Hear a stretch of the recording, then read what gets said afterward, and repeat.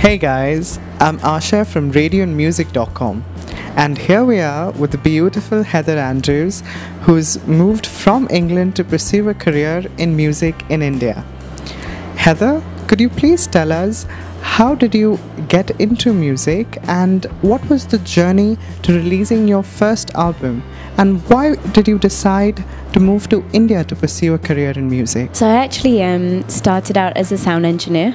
My degree was in music and sound recording, and I went and worked in a recording studio in London after that as an assistant sound engineer, and it was a lot of fun.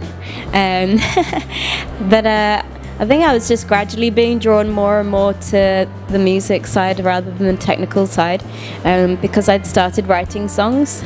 I was working on one recording session with a drummer from Iron Maiden was one of the musicians on that session, and the other main guy was a guy from America. He was a producer called Narada Michael Walden, and I didn't know who he was, but turns out that he's a Grammy-winning producer and had worked with Whitney Houston and Mariah Carey and Aretha Franklin and all these serious people. And I played him some of my songs, and because we kind of hit it off, and he wanted to hear them, and he called me and said, "Oh, I think one particular song of these is genius. I really want to help you record it." But I was still working in the studio, and he was in San Francisco and has his studio there. So I kind of put that to the side and was like, well, that's nice. I didn't really think much of my songs at the time, so it was really amazing to hear that from him. Yeah, I quit working in the studio after realizing that really being an engineer was not the thing that I wanted to do forever. And a friend of mine from university was going to be working on a film in India as a sound designer, and he called me, and he knew that I wasn't doing anything much at that time, and he said, "Do you want to come and work on this film shoot with me in India for 2 months?" And I said, "Yeah, okay." So I came to India, and I was working on that film, doing the sound, boom operating, and that kind of thing, this kind of thing. And I was playing some of my songs to people on the shoot. You know, they'd ask, "Oh, you know, what do you do, and where are you from?" And I'd say, "Oh, I've been writing some songs," and I play them to people. But I really actually got quite inspired on that particular shoot.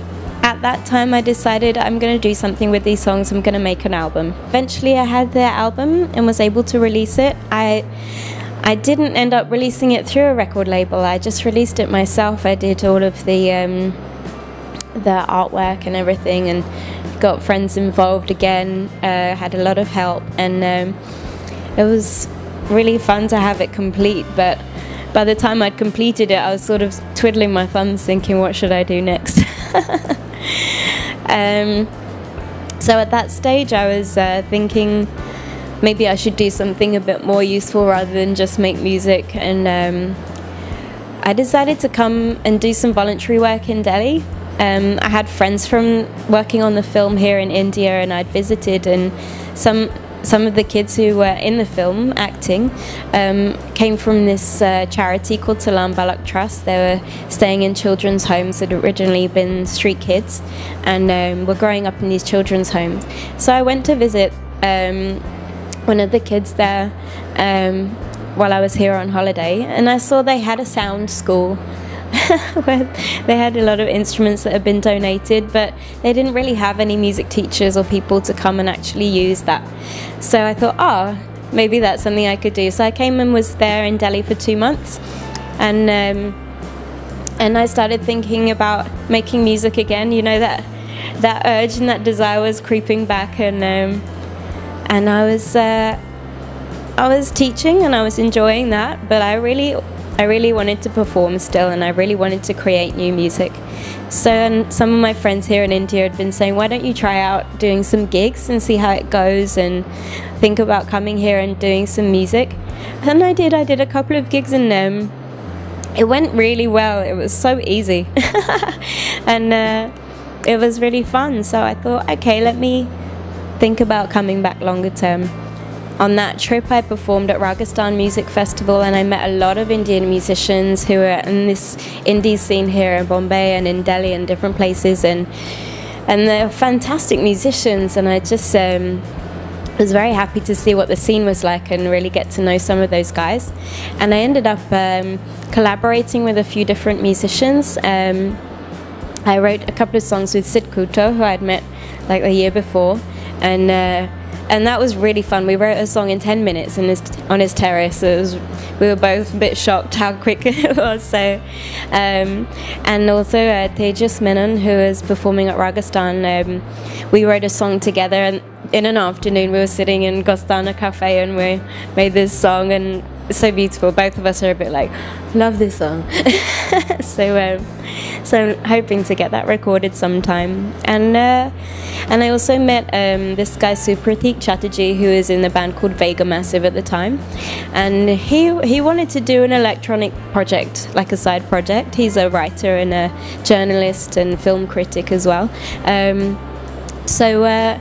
And that was something that I was quite interested in doing as well. So we've been working and writing songs together, and the project's called Hologram 28. So that's just coming up, and the EP will be launched later this year. So that's been really fun. I've never written that type of music before. My own songs are very singer-songwriter, a bit jazz influenced, and yeah, so it's been really interesting to write some different type of music. Tell us more about the EP that you're releasing.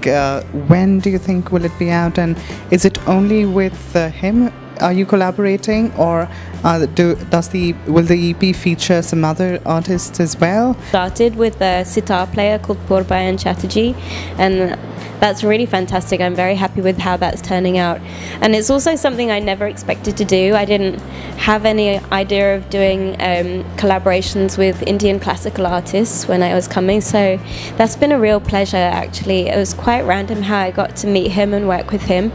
And when we met, I played him this song which I'd had an idea of using as a Hologram 28 song. It's just a small idea that I'd had.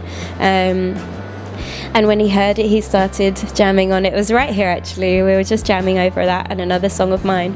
And it was just coming out so beautifully, so I'm really happy that he's working with us on that. And hopefully I'm going to continue and do some more collaborations with him, just as Heather Andrews, but this particular track is a Hologram 28 track, but that will come later. So the initial EP is just 3 songs of ours, and then the collaboration tracks are going to come later. We're hoping to do a collaborative track with Rohan from Spud in the Box. I love his voice, oh my goodness. So yeah, I'm looking forward to doing something with him. And also Tejas Menon said he'd be interested in working with us too. So he was here jamming as well when we were writing one song. He was jamming over one of our tracks already on guitar, and we were like, yeah, that sounds great, let's do something together. So I really like that about the Bombay music scene actually. Like, people are so open to just like hanging out and making music together, and there's no kind of egos that get in the way. You just want to make good music, so I really like that. Under which music label, record label would you be releasing the EP, and why the name Hologram 28? Okay, so we're not going to be releasing it via a record label actually, we're just doing it ourselves.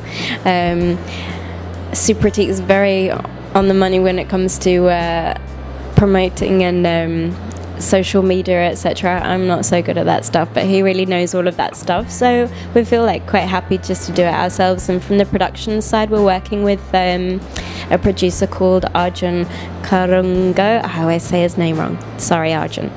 And we've been recording at his studio in Malad Promethean Studios, so he's doing some programming and production for us. And then yeah, so it's turning into quite a nice little project. The name Hologram 28, initially I think it was just we both liked the word hologram and Supratik's 28, so that seemed like a reasonable number. We like the sound of the number too, but since then Supratik's developed a much more like wise and deeper meaning for the name because the music that we're making has turned out to be quite a mixture of influences from 80s, 90s music, of the synth and the drum sounds and everything. We're using some pretty weird, unusual sound combinations in a new setting. So we're both very much pop songwriters when it comes down to it. So each track has turned out to be like quite catchy, but with some weird contrasts and interesting sounds. So we like the idea that hologram was something that was invented such a long time ago, and at the time people predicted that by now it would be completely normal to be using holograms. So we quite liked that it was some kind of retro invention that should be futuristic but isn't. And also just the layers of the hologram, that you have to have the layers to create the image, and our music has so many weird contrasting layers that all together it creates something new. Yeah. Well, there you have it. Heather Andrews spoke about her music journey in England and how she came to India to pursue a music career, and how she's been collaborating with musicians here. Thank you so much, Heather, for taking the time out to talking to radioandmusic.com. My pleasure. Thanks for having me. It's been good. Thank you.